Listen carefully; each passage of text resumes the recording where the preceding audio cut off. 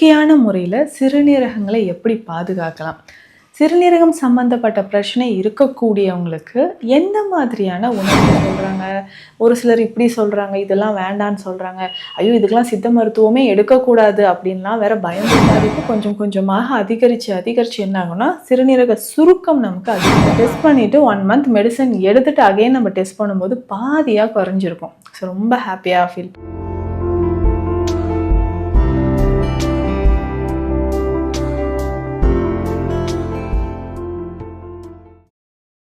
வரம் நேயர்களுக்கு வணக்கம். நான் டாக்டர் நித்யா, சித்தா ஃபிசிஷியன்.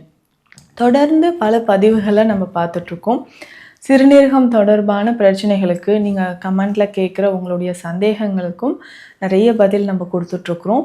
நேச்சுரலாக நம்ம இயற்கையான முறையில் சிறுநீரகங்களை எப்படி பாதுகாக்கலாம்?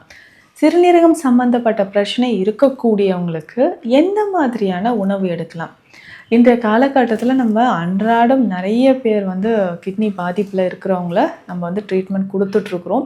அதுவும் சக்ஸஸ்ஃபுல்லாக மேக்ஸிமம் இங்கே வரவங்க பெரும்பாலும் அனைவருமே நம்ம நல்ல ரிசல்ட்டோட போகும்போது நல்லா தேங்க்ஸ் சொல்லிவிட்டு ஒரு ஹாப்பியாக தான் நமக்கு போகிறாங்க. ஏன்னா வரும்போது பார்த்தோம்னா ஐயோ டயாலிசிஸ் பண்ணணும், ஸோ இந்த மாதிரி ஒரு மனநிலையில் தான் வருவாங்க. ஸோ ஒரு பயத்துலேயும் குழப்பத்துலேயும் எங்கெங்கேயோ போயிட்டோங்க, யாரோ என்னென்னமோ சொன்னாங்க, ஸோ ஃப்ரெண்ட்ஸ் இப்படி சொல்கிறாங்க, ஒரு சிலர் இப்படி சொல்கிறாங்க, இதெல்லாம் வேண்டான்னு சொல்கிறாங்க, ஐயோ இதுக்கெல்லாம் சித்த மருத்துவமே எடுக்கக்கூடாது அப்படின்லாம் வேற பயமுறுத்துறாங்க மேம், என்ன பண்ணுறதுனே தெரியல, யார் பேச்சும் கேட்காம டைரெக்டாக உங்களை நம்பி நாங்கள் வந்திருக்கோம் அப்படின்னு சொல்லுவாங்க.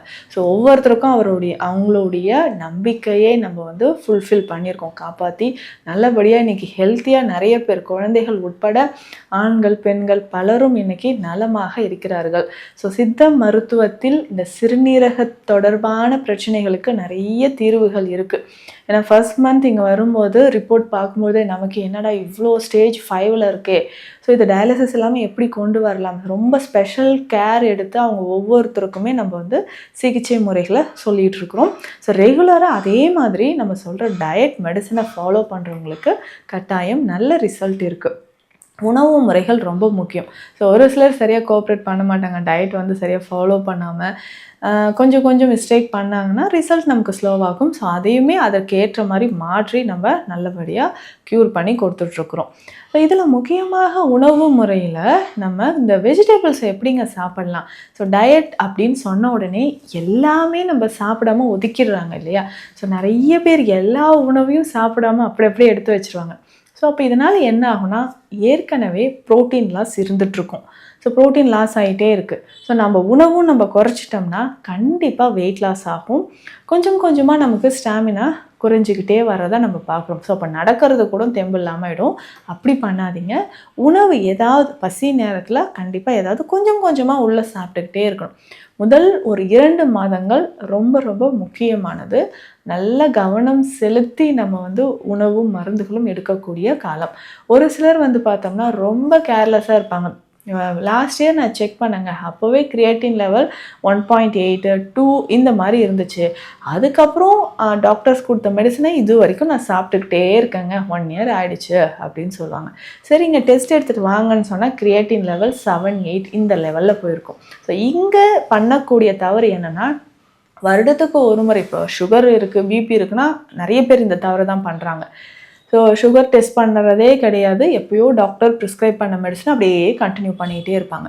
ஸோ அந்த மாதிரி செய்யாமல் குறைந்தது 3 மாதங்களுக்கு ஒரு முறையாவது நம்ம பிளட் டெஸ்ட் பண்ணி பார்க்கணும்.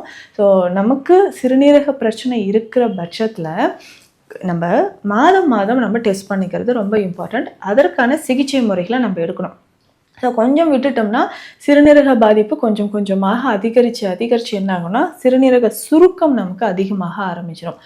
ஸோ அதனால் நம்ம ஆரம்பத்தில் இதற்கான சிகிச்சை முறைகளை சரியான முறையில் எடுக்கும்போது கொஞ்சம் கொஞ்சமாக நமக்கு நல்ல இம்ப்ரூவ்மெண்ட் கிடைக்க ஆரம்பிக்குது.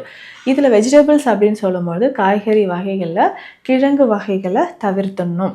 அதுக்கப்புறம் பார்த்தோம்னா ஸோ இந்த மாதிரி அதிகமாக புளிப்பு சுவை இருக்கக்கூடிய காய்கறிகளை அவாய்ட் பண்ணணும். ரொம்ப புளி சேர்த்து சாப்பிட வேண்டாம்.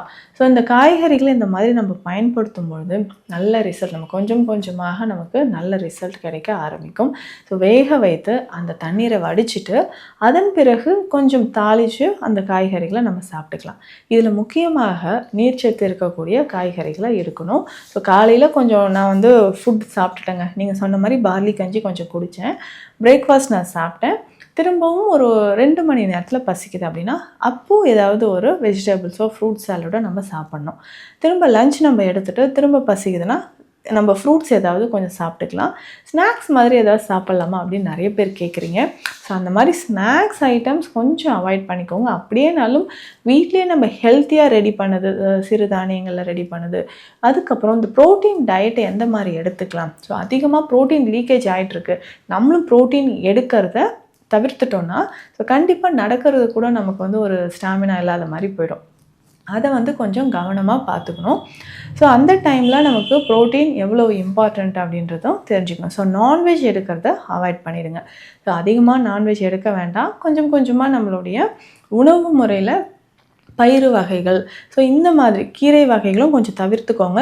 எடுக்கக்கூடிய கீரை வகைகள் அப்படின்னு பார்த்தோம்னா மூக்கீரட்டை சாப்பிட்லாம். எப்போவாது நம்ம வெந்தயக்கீரையோ சிறுகீரை கூட பார்த்தோம்னா அந்த வேரோடு எடுத்து கஷாயமாக வைத்து கொஞ்சம் கொஞ்சமாக குடிச்சிட்டு வரலாம்.